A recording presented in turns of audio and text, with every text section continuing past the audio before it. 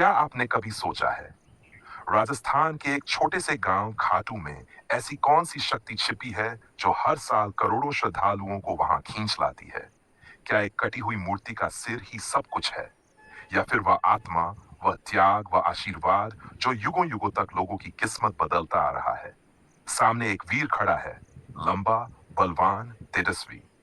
नाम है बड़बड़ीक।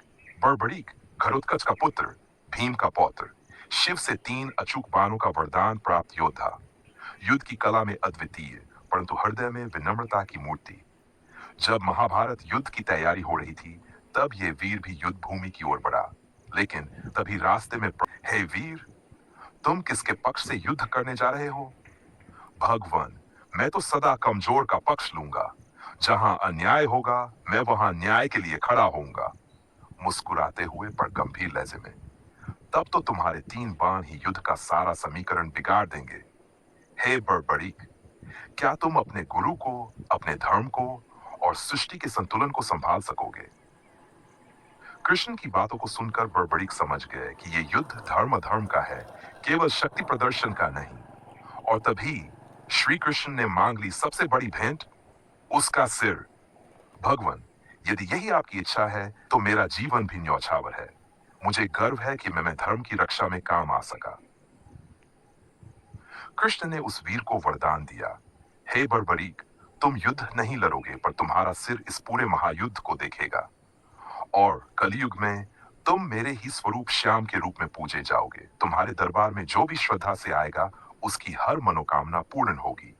आज का खाटू धाम, जहां लाखों श्रद्धालु दर्शन के लिए आते हैं, रंग बिरंगे झंडे, भक्ति संगीत, नाचते गाते लोग।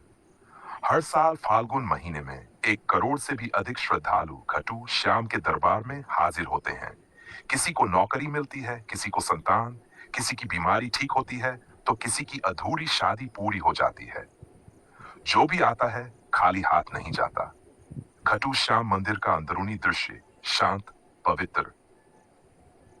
वहां सिर्फ एक सिर की मूर्ति है, परंतु उसमें इतनी ऊर्जा है कि लोग ध्यान में लीन हो जाते हैं।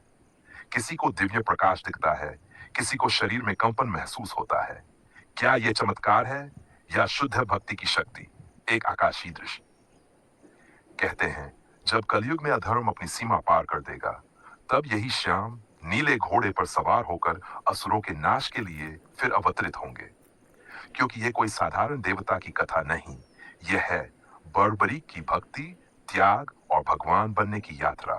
पृष्ठभूमि में एक भजन बजता है, श्याम तेरी भक्ति का रंग निराला है। धीर, जय श्री श्याम, घटू श्याम बाबा की जय।